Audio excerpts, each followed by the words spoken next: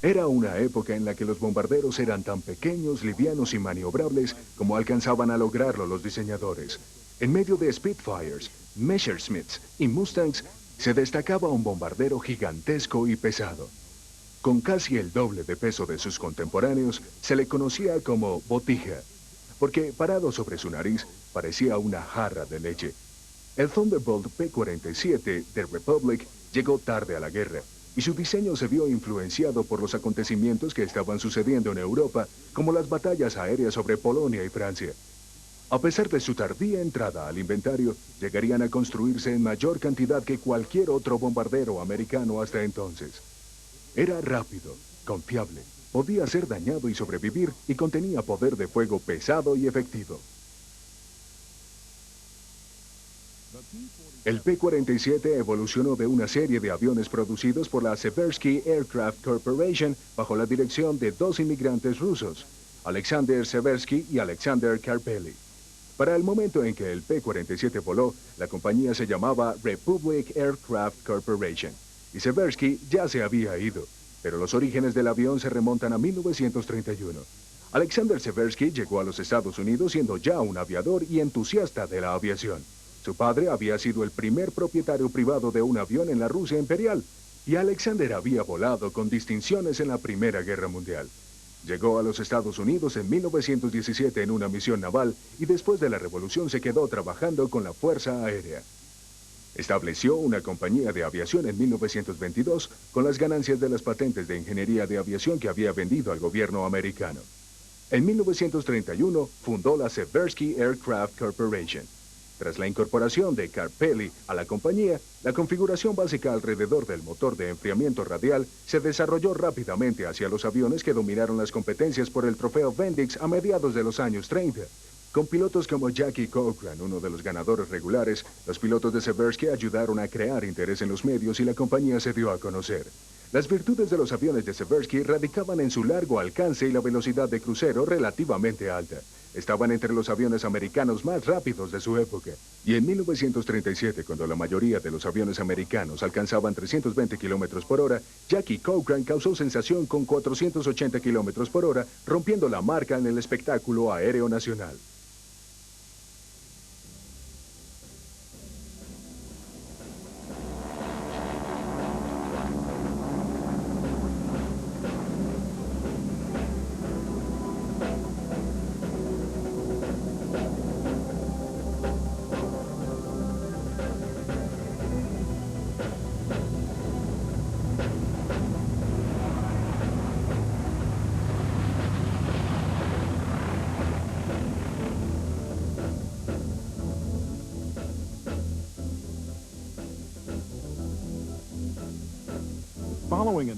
Luego de un accidente, Seversky se retiró de la participación activa en competencias, dada la preocupación del gobierno de que su compañía se acabara si él llegara a morir. El interés del gobierno no tenía por qué sorprender. El ejército había comprado los primeros aviones a Seversky en 1935, y su entrenador básico, el BT-8, fue un desarrollo del XBT de Seversky.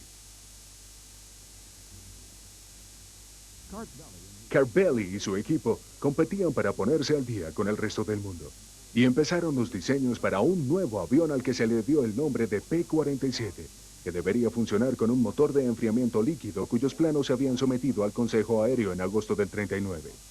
La noche siguiente, el repentino ataque de Hitler a Polonia se convirtió en una guerra salvaje, y los diseñadores americanos se vieron confrontados con la evidencia indiscutible respecto a lo inadecuado de su pensamiento. La guerra que Hitler y sus generales estaban listos a emprender era una guerra de tecnología avanzada. Como gran parte del ejército de Polonia era de caballería y estaba desactualizado, el ataque de los tanques alemanes con la Luftwaffe era un dominio total del aire. Acabó rápidamente con las defensas polacas. Estados Unidos tenía muy buenos bombarderos estratégicos como el B-17, pero en el área de caza se encontraba muy atrasado. Al escuchar las noticias de los ataques aéreos alemanes sobre ciudades y poblados en las primeras batallas de la guerra, Estados Unidos confrontaba la estremecedora, aunque distante posibilidad de ser incapaz de repeler tales fuerzas con los aviones existentes. Al igual que el P-47, Todos los diseños que llegaban al ejército, aun cuando eran prometedores, estaban basados en motores de enfriamiento líquido que aún no funcionaban de manera satisfactoria, y existía un deseo de retener alguna capacidad utilizando los motores radiales ya probados. Para estimular a Carpelli, se dispuso de un motor radial gigantesco con 2.000 caballos de fuerza. El avión estaba diseñado literalmente alrededor de la planta de energía con ductos para la superbatería construida en el fuselaje. El gigante que crearon era teóricamente un avión de gran velocidad. La meta era de 640 kilómetros por hora a gran altura. Y con un golpe masivo desde las 8 ametralladoras montadas sobre sus alas. Se le llamó el P-47B y el primer ejemplar se produjo el 6 de mayo de 1941. A pesar de los problemas de desarrollo, incluida la pérdida de aviones por fallas en los motores y la tendencia a ir demasiado rápido para su marco, la producción y el desarrollo del avión continuaron rápidamente. Los modelos C y D aparecieron a finales de 1942. No obstante ser afectado por choques constantes, el avión excedía fácilmente a algunos de sus blancos y su velocidad máxima de 688 kilómetros por hora se recibió con beneplácito por el evidente poder de su armamento.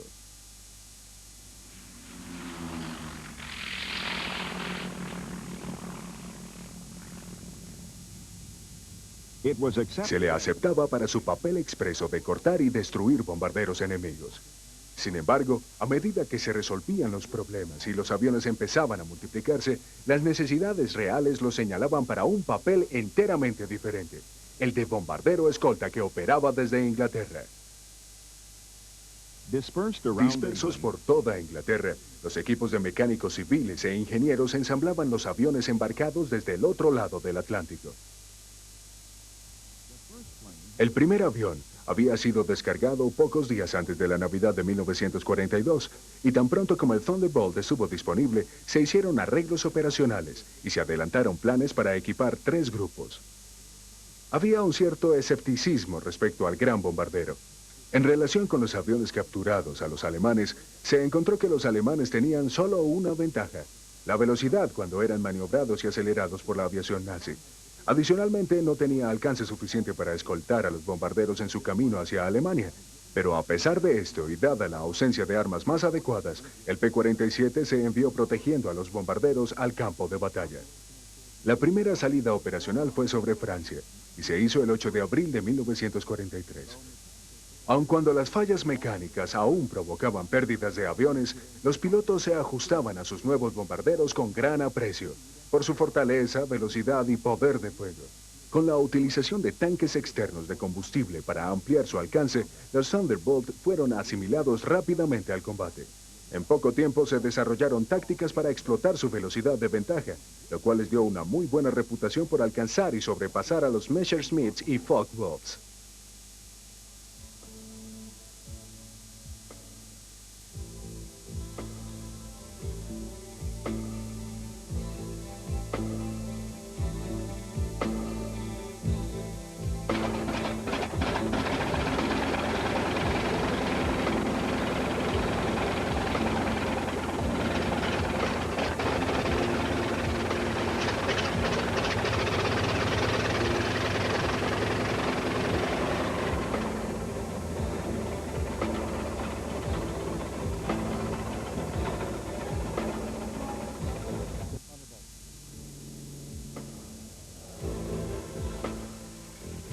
Volando en turnos para escoltar a los bombarderos tan lejos como fuera posible y encontrarlos a su regreso, los Botija proliferaron rápidamente y se hicieron familiares para la gente de Inglaterra y para los pilotos de la Luftwaffe.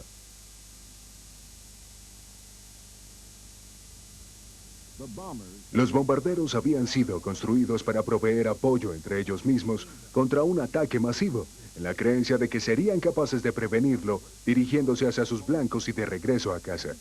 La necesidad de enfrentar bombarderos contra bombarderos aún no se apreciaba completamente, y en las fases iniciales de la campaña se produjeron grandes pérdidas. Incluso con protección, los grandes aviones eran muy vulnerables y las pérdidas continuaron. Sin embargo, la batalla lenta y continuada tenía un efecto mayor. En ese sentido, los alemanes podían permitirse pérdidas en aviones y pilotos, pero los aliados no. Mientras más se prolongaba la campaña, se acumulaban los momentos de desgaste a medida que las fábricas y la infraestructura alemana se veían atacadas en forma persistente.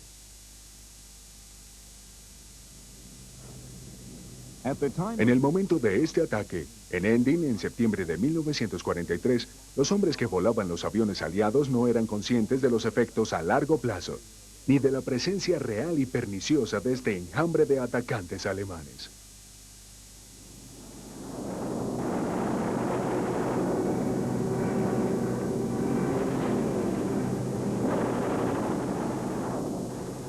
Las tácticas alemanas orientaban a sus bombarderos a concentrarse en el ataque a bombarderos y no a comprometer escoltas a menos de que fuera inevitable.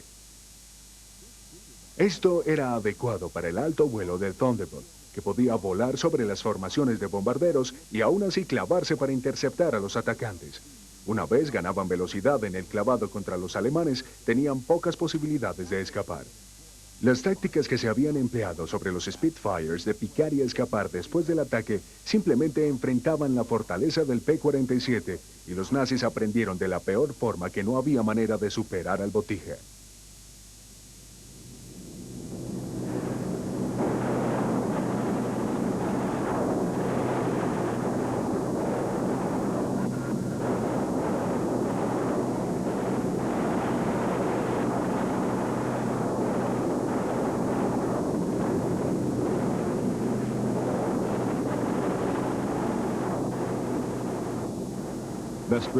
La ofensiva de bombardeo estratégico continuó durante 1943 y 1944 con pocos cambios. A medida que la batalla proseguía y las tácticas se ajustaban, la situación se deterioraba para los nazis. Sus pérdidas de aviones eran un problema, pero las pérdidas de pilotos eran insostenibles. Sus haces se acababan. Los veteranos de España, Polonia, Francia, Rusia disminuían frente a las demandas sucesivas.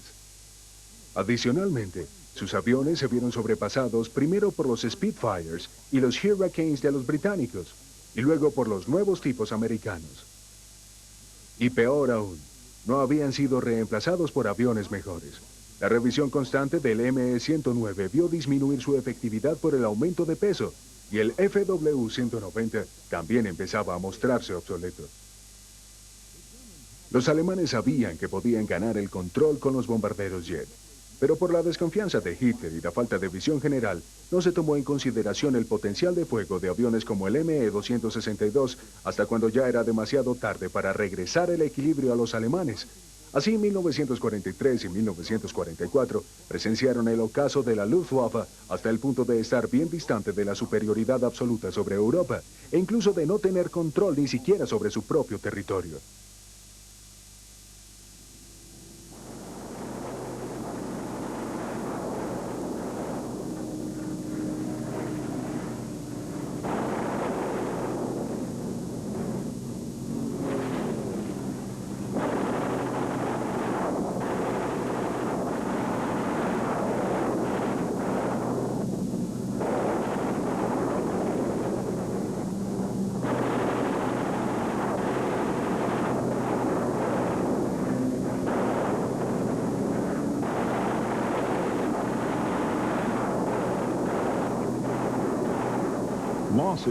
A veces, las pérdidas en la flota de bombarderos eran numerosas, y las suposiciones de los comandantes de que las cosas estaban peor en el campo enemigo no reconfortaban a la tripulación del B-17.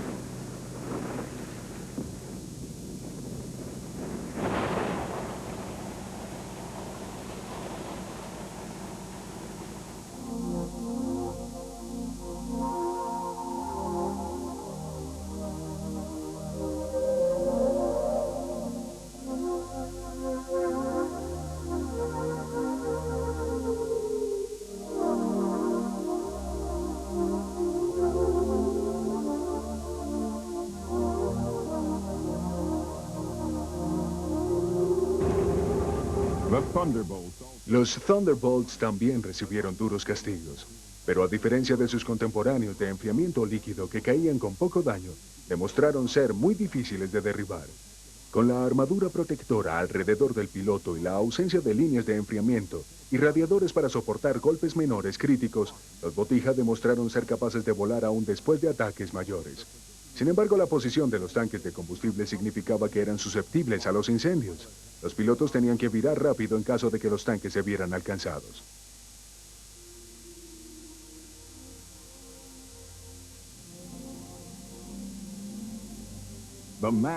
Los ataques masivos sobre ciudades alemanas no dejaron a la Luftwaffe otra opción que oponerse a los bombarderos con todas las armas disponibles. Mientras los ataques sobre el Reich seguían y la devastación de las ciudades dificultaba la producción para que la guerra continuara, la Fuerza Aérea Alemana seguía sufriendo pérdidas que no podía soportar.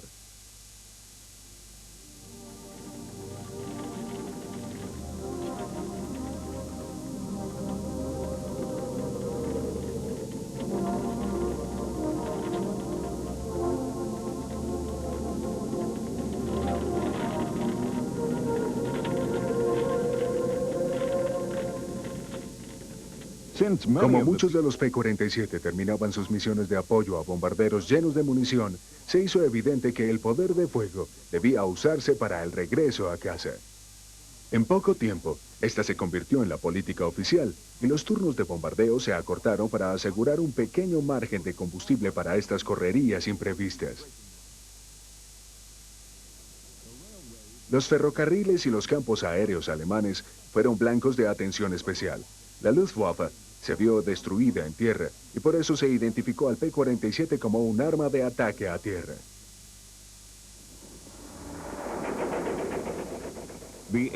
La guerra aérea en el Pacífico se había ajustado rápidamente después de los éxitos iniciales de los japoneses. Los Estados Unidos reconocieron la importancia de la superioridad del aire y con una ventaja material considerable ubicaron alrededor del imperio japonés una cadena de campos aéreos que le apuntaban. Desde estas bases, aseguradas por la incapacidad de los japoneses para competir con la calidad y cantidad de aviones americanos, el poder económico americano se transformó en una fuerza militar incontenible.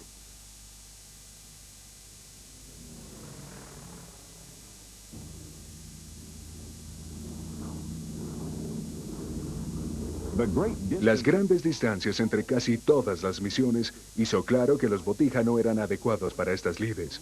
El mayor alcance del P-38 y después del P-51 hacía de ellos mejores candidatos. Sin embargo, muchos Thunderbolts llegaron al área y jugaron un papel muy importante en algunas campañas. Una vez más, gravitaron en la órbita del ataque a tierra con efectos devastadores. Acompañados del Lightning, supieron apoyo de precisión táctica en la guerra intensa sobre tierra que caracterizó a la isla, con la esperanza de que terminara la guerra en Japón.